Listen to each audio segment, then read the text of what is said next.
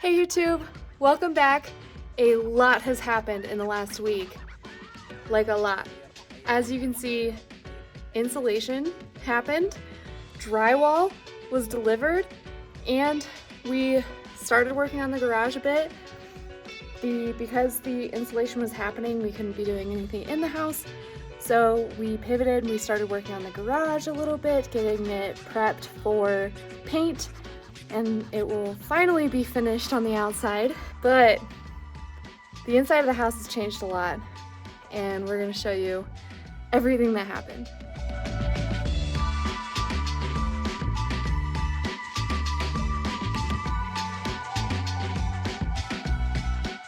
It's finally springtime. All of the snow is gone.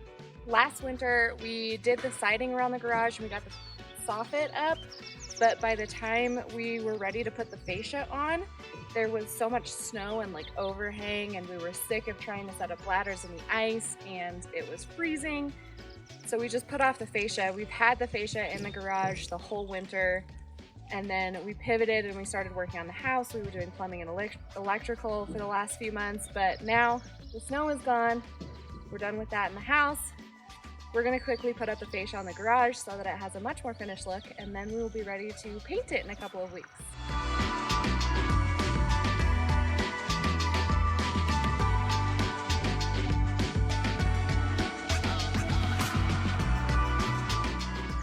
Couple things we've run into already. When we sheathed the roof, we assumed that the guys that were going to come and do the roofing would trim up some little imperfections where it wasn't totally straight. We should have just done it ourselves. They did not. So there are parts where the drip edge is sticking out further than what the fascia will cover. So we fortunately have spray paint that we got for the F channels when we were hanging the soffit, and it matches well. So we sprayed up in that corner, and then the actual screws that we're using to put the fascia on are bright silver, and we bought a little can of like nail polish kind of paint that we were going to cover them with, but then we opened up the bottle and it doesn't actually have a brush in it, so we can't use it without a brush. But the spray paint that we forgot we had matches well enough that we can just spray them as we go. So looking super cool, babe. Because we are at such a high elevation, the sun is very intense up here, so please excuse our silly hats. Now, obviously, we did go all the way around the garage. We didn't just do the face, but as you can see, it's a pretty simple process. These fascia pieces are in 12-foot lengths, and it goes pretty quick. It's not bad. We finished it. I think it made a really big visual impact, and it's a really good thing that we finally got around to doing this, because there were a lot of wasps up there thinking about making nests in the exposed soffit. So all of those are sealed up, and we're gonna be painting the garage soon, which is exciting. Meanwhile, back at the house, insulation was happening fast. It was really fun to watch this process. I loved watching the foam expand. It expands very quickly, and then they immediately go back and cut off the excess. So they were cruising. They did have to put on these like hazmat suits. It smelled really bad in there. I'm very glad that we didn't do this ourselves. We did decide to put insulation in the interior walls for sound deadening. So we did batting in those interior walls because this is going to be a very large echoey space. We didn't want to hear everything that's going on in the kitchen main living space while we were in our bedroom. So we have a lot of interior wall insulation. It will also help with heat, but mostly it's for sound.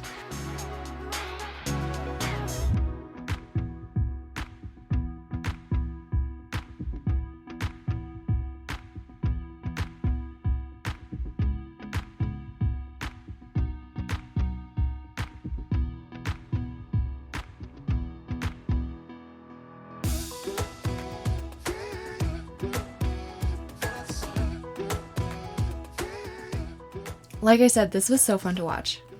I love how fast it expands and it looks like marshmallows, and it made a huge mess That's for sure. Out for a morning walk with the dog.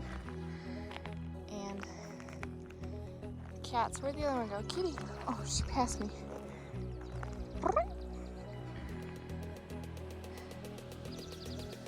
Beautiful morning. We're all going for a walk.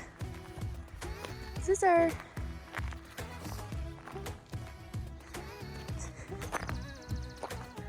All right, we are getting ready to paint the face of this garage. And that means caulking all of the little nail holes and all of the seams. And we can paint. So we started this yesterday. We still have to do the upper part, but this is what it's looking like. You don't have those big cracks. We filled the nail holes. And it already looks a little better. And then we'll be able to paint. We also got the dust shield on the garage. So it really seals now, which is nice.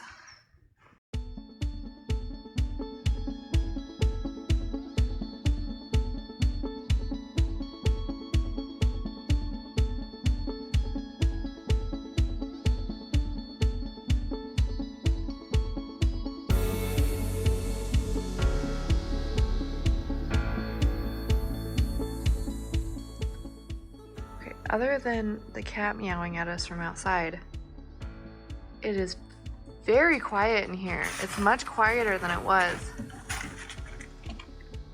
Until Zeus runs through all of the crap on the ground. But we've got, this is the, what is it, 2 or 3 inches of the closed cell foam in the ceiling. And then and then we have the open cell foam on the outside, or, you know, inside of that. And they've got all of this batting. This is all for sound insulation. We insulated basically all of the interior walls. But it suddenly feels much more real to me. And you can really see the space that we're actually gonna have, because you can't see through all the walls anymore. Way to go, buddy. Look at that though. I don't understand why these happen. That is so much foam.